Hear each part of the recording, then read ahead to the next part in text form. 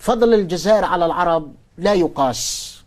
الجزائر حركت الضمير العربي، الجزائر حركت الوجدان العربي، هل حافظ الجزائر حركت الثورات العربية، الجزائر قدمت الكثير للعالم العربي. تعرفين كم قدمنا لفلسطين نحن؟ نعم. كان هواري بومدين يقول رحمة الله عليه: فلسطين هي الإسمنت الذي يجمعنا والديناميت الذي يفجرنا. سؤال أخير، جزائر الثورة، جزائر المليون ونصف مليون شهيد، أين هي اليوم من ثورات ما يسمى الربيع العربي؟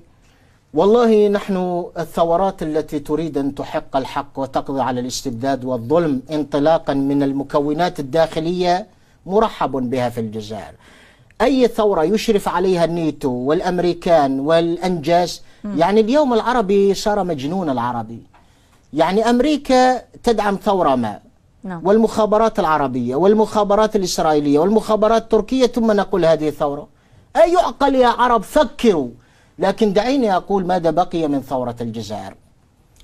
الخلايا الجذعية في الجزائر، الأشجار في الجزائر، الأنهار في الجزائر، الأطفال في الجزائر، أبناء الاستقلال، جيل الثورة في الجزائر، النساء في الجزائر، الشيوخ في الجزائر، الصحراء الجزائرية، البحر الجزائري، منطقة تمنرست، منطقة سيدي فرج، منطقة البويرة، تيزي والزبجاية، 40-50 ولاية في الجزائر. الكل، الإنسان والجماد والحيوان في الجزائر ماذا يقول؟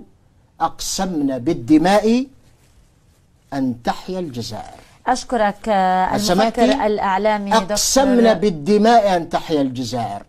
نحن حصلنا على استقلالنا ب1.5 مليون، والذي يفكر في المجيء إلى الجزائر والله العظيم أنا يحيى أبو زكريا سأخلع سترتي وسأحمل كلاشينكوف ضد من يتهجر على الجزائر. وهذا الكلام موجه للفرنسيين الذين بدأوا ينسقون مع دولة الأزواد في شمال مالي للتحرش بالجزائر. أقول للفرنسيين: مثلما جئتموها شمالا عبر البحر دمرناكم في الصحراء. أقول لهم فقط، لا أقول أن رجالنا في الجزائر سيحمون الجزائر، لكن أقول أن عقاربنا في الصحراء وحياتنا في الصحراء أيضا تقول أقسمنا بالدماء العالم العربي والإسلامي حماها الله وحمى مناضليها. أشكرك.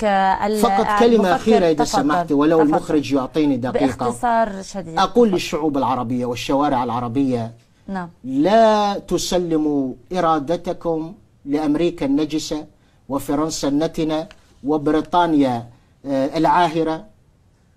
ابنوا غدكم بأيديكم. إذا أردتم ثورة، لست ضد الثورة من أجل التجديد والقضاء على الاستبداد، لكن أنتم أنتجوها وليس أوباما أو كاميرون أو هولاند أو برنار هنري ليفي حبيب شارون وصديق أولمرت وابن الحرام لبنيامين نتنياهو. بهذا الكلام